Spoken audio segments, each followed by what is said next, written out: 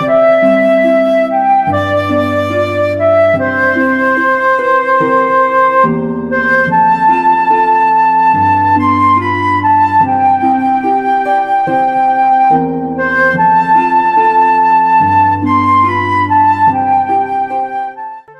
kids, my name is Jonah, and today you're going to hear a story from one of our storytellers.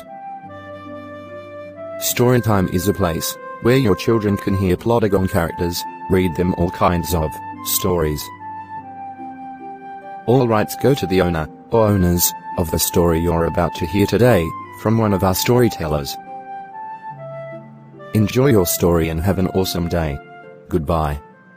Hello everyone, my name is Susan. And today's story is called Puss in Boots. The story is by Charles Perrault.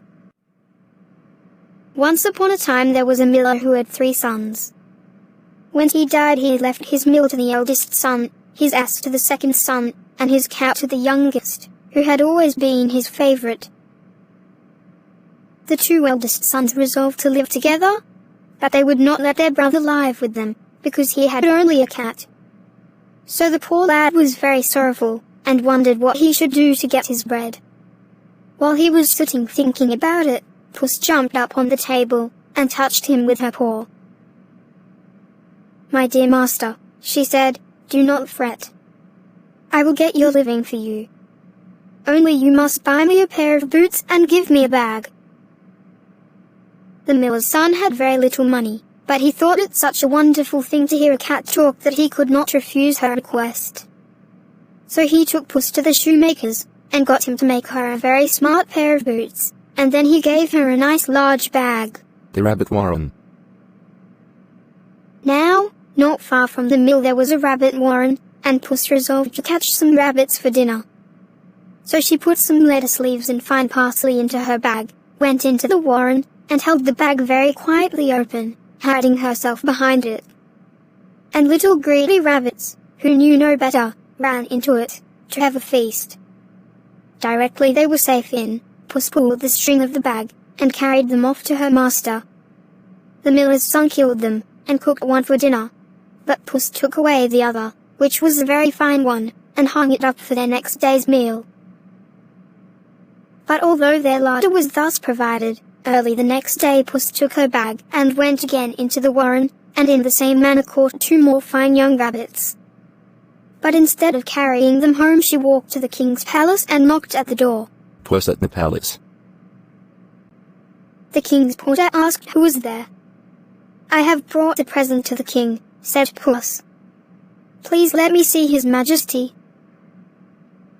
The porter let her in, and when Puss came into the king's presence she made a low bow, and, taking a fine rabbit out of her bag, said, "My lord Marquis of CARRABAS sends this rabbit to your majesty with his respects." "I am much obliged to the Marquis," said the king, and he ordered his head cook to dress the rabbit for dinner. By the king's side sat his daughter, a very beautiful lady. She ordered one of the attendants to give Puss a good cup of cream, which she liked very much, and she went home and told her master all she had done.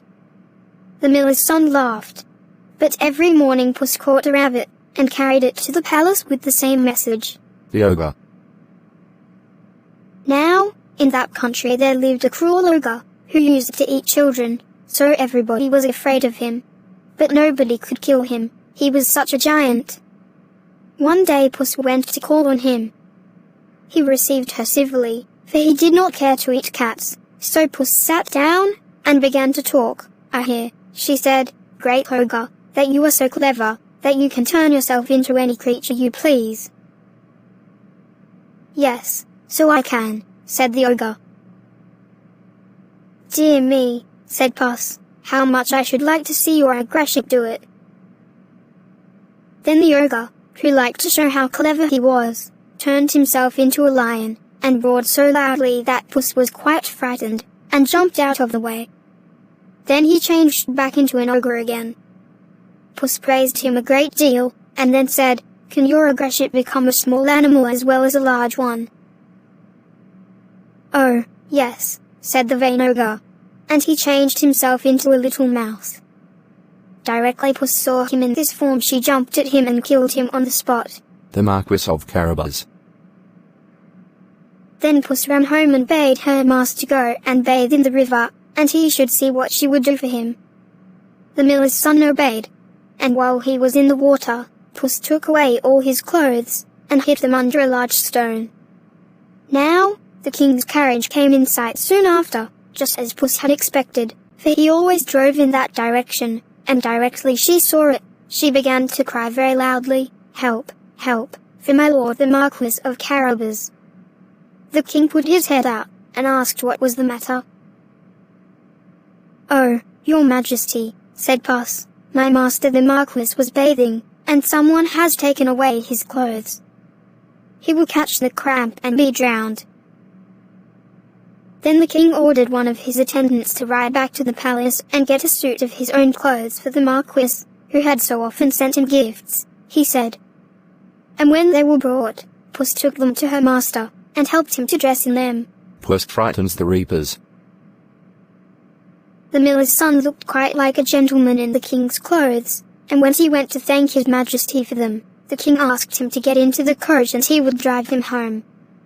Then Puss told the coachman where to go, and ran on before and came to some reapers. "Reapers," said she, "if the king asks you whose field this is, say it belongs to the Marquis of CARRABAS. If you don't say so, you shall be chopped up as small as mincemeat." The reapers were so frightened that they promised to obey her. And she ran on and told all the other labourers on the road to say the same. So when the king asked, "To whom do these fine fields belong?"